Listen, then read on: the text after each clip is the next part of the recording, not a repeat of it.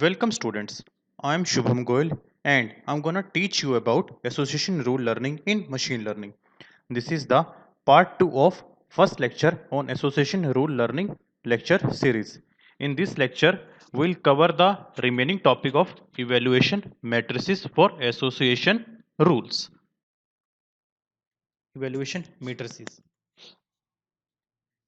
There are three evaluation matrices to measure the association strength or to quantify the association strength between the items of an item set. There are support, confidence, and lift.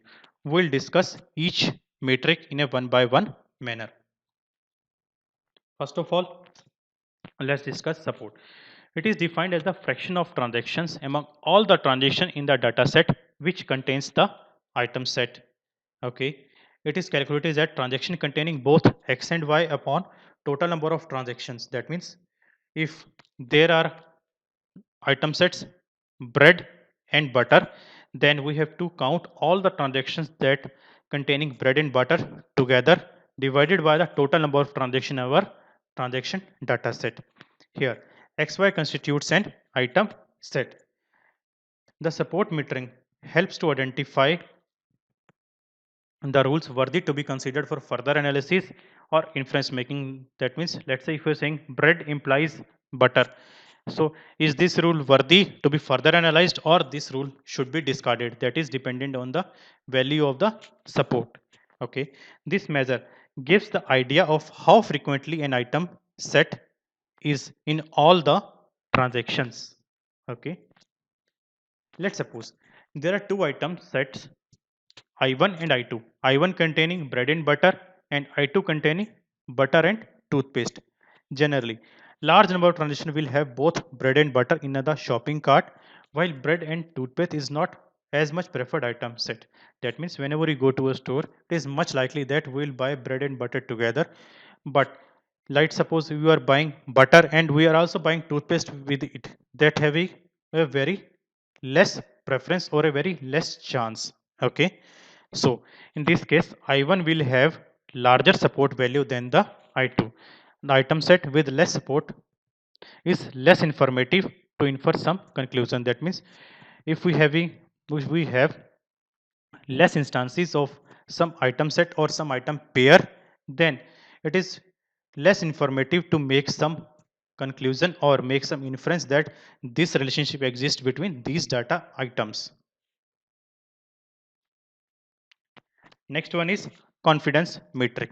It is defined as the fraction of transactions having collective occurrence of both consequent and antecedent to the number of transactions having only the antecedent.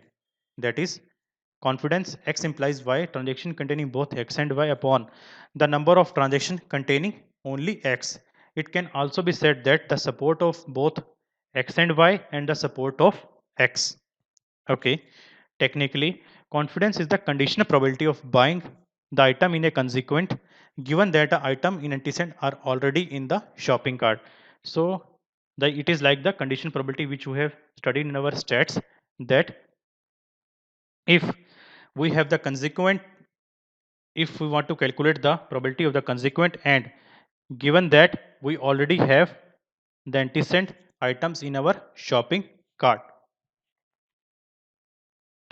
Let's suppose there is an item set of bread and butter where the rule is bread implies butter. Okay, now what do you think would be the confidence of this rule be?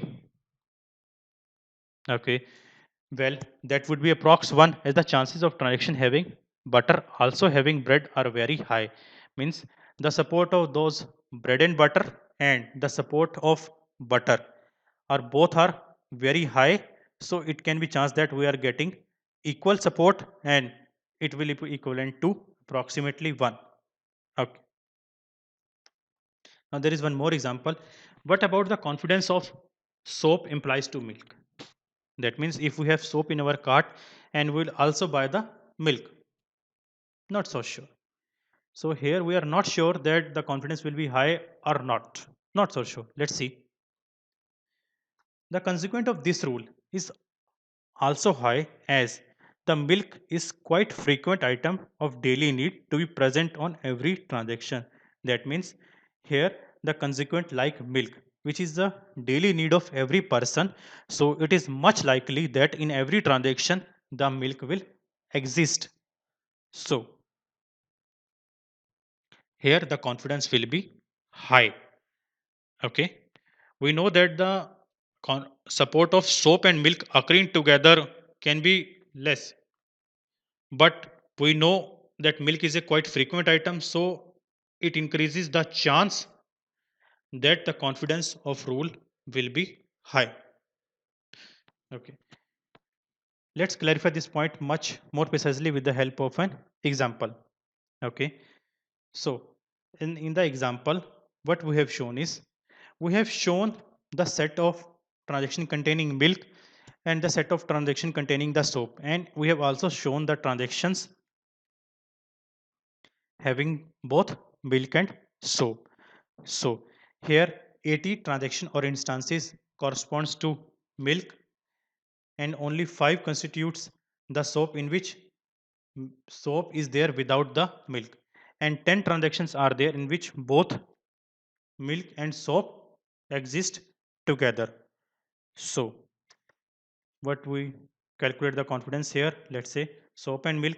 So here will be 10 divided by 15, so it will be equivalent to 0.66, which is a very high value. So it doesn't matter that what you have in the antecedent for such a frequent consequent like milk, the confidence for such association rule having very frequent consequent will always be high. But we intuitively know that these two products have a weak association. Like soap implies to milk have a very weak association, we have a knowledge of it, and there is something misleading with this confidence value. So here comes the next evaluation metric named as lift to overcome this challenge.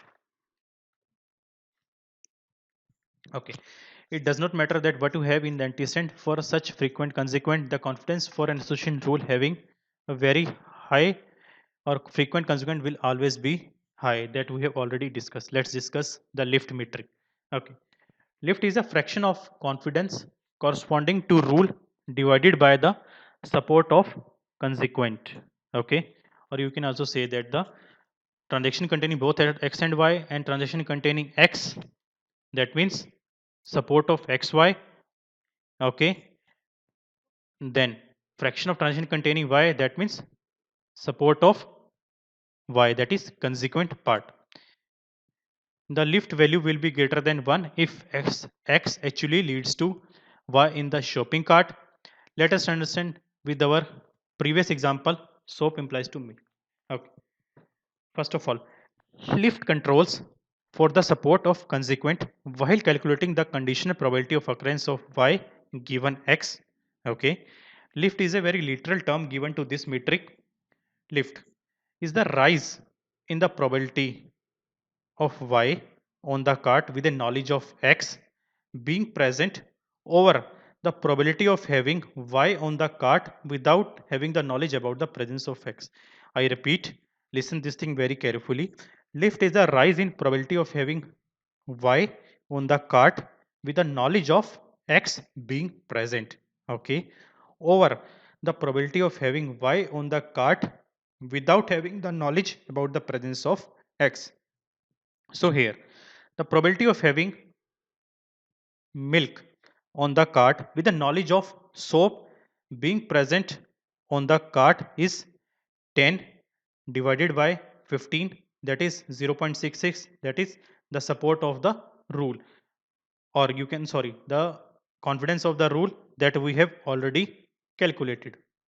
Okay, now the probability of having milk on the cart without the knowledge of soap is 90 divided by 100, that is means the support of the soap is equivalent to 0.9. So by taking both of these number in consideration, we are getting the value 0.74. So what the number reveals here, that the knowledge of soap to be on the cart actually reduces the probability of buying or purchasing the milk on the cart from 0.9 to 0.66.